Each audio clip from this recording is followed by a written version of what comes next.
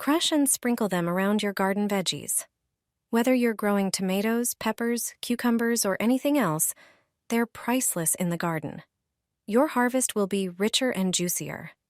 Eggshells are usually left over after baking or making breakfast. Don't toss them out. Start by cleaning the shells thoroughly.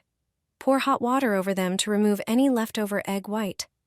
After the hot water soak, place them on a paper towel and let them dry completely.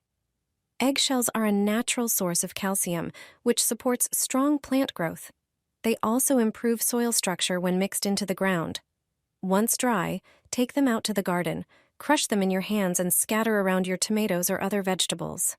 Lightly mix the crushed shells into the top layer of soil. They also serve as a great natural barrier against slugs, so before you throw out your eggshells next time, spread them in the garden instead. It's a simple, free, homemade trick for stronger, healthier plants.